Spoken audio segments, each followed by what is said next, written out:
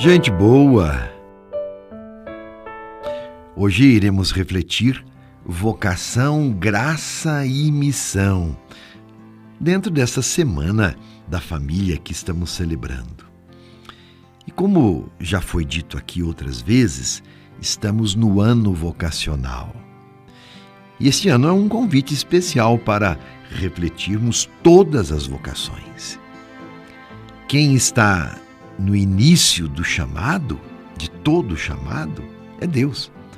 Por isso dizemos que vocação é chamado de Deus.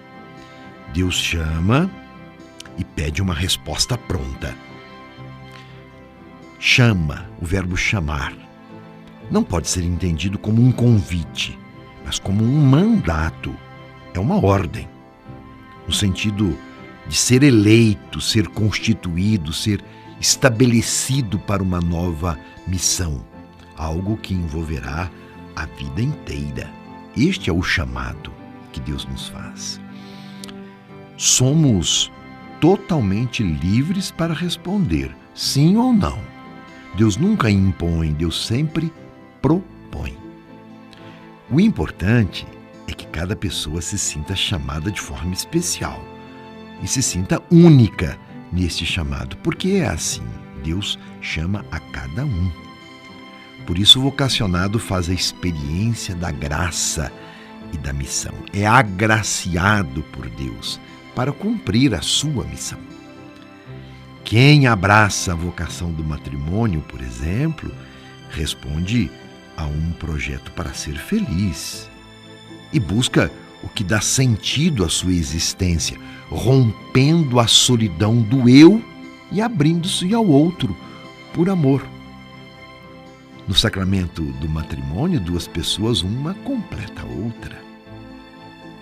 Responder ao chamado de Deus exige compromisso, viu?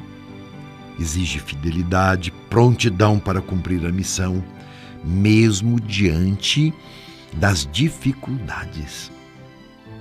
E Deus, a partir do chamado, nos capacita para a missão para a qual nos escolheu. Ele nunca nos deixa sozinhos. O vocacionado ou a vocacionada precisa saber que será a voz, as mãos, os olhos e os ouvidos de Deus no cumprimento de sua santa vontade. E mesmo diante das incertezas que são próprias da vida, sabe que Deus é o seu parceiro, quer dizer, nunca se sente sozinho. Quando o medo tomar conta da nossa vida, é Ele que nos diz: não tenhas medo, pois estou contigo.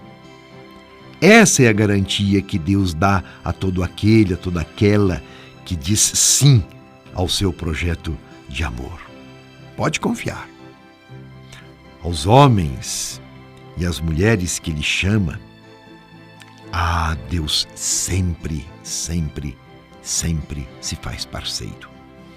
E aqueles que Ele chama para ser padre, ou as mulheres que Ele chama para serem religiosas, aos casais que são chamados para constituir uma família, Deus não promete que será tudo perfeito, mas sim que estará sempre com eles. Isto é uma garantia. A vocação para o matrimônio é especial no projeto de Deus. E as circunstâncias da vida exigem continuamente a renovação dos compromissos assumidos para fortalecê-los. Eu quero lhes contar um belo testemunho que ilustra o que nós estamos refletindo. É o testemunho vocacional de um casal, Marciane e Luciano, do Paraná. É uma história verídica. Após o casamento, o Luciano e a Marciane entregaram nas mãos de Deus o sonho de serem pais. Luciano descobriu logo um probleminha de saúde, o que tornava praticamente impossível as chances da gravidez. E mesmo com esse diagnóstico, e não é que Marciane engravidou? E estava tudo indo muito bem, e eles muito felizes, até que um dia a mamãe grávida não se sentiu bem e precisou ir ao médico. E eles receberam a pior notícia. O coração do filho estava parado. Então ela também corria risco de vida. Ficaram desesperados, como é possível a gente entender, e sem acreditar e nem aceitar no primeiro momento aquela realidade tão difícil. Saíram da clínica bastante desorientados e entraram numa igreja que estava ali próxima. O Santíssimo, naquela tarde, estava exposto sobre o altar e eles se colocaram em oração. Afinal, o mesmo Jesus que lhes ofereceu a graça de serem pais estava lá. Ajoelharam-se diante do altar e entregaram a vida do filho. E uma tal experiência dolorosa não fez Marciane e Luciano perderem a fé em Deus. Ao contrário, eles mais se apegaram em Deus e mantinham no coração a esperança ainda de serem pais. Então, depois de 7 meses, ela engravidou novamente e nasceu Isaac. Eles hoje são membros da pastoral familiar e dão testemunho da ação de Deus em suas vidas. Haja fé, não é verdade? Mas é a realidade. Esse é o testemunho de um casal que confia em Deus e nos seus desígnios.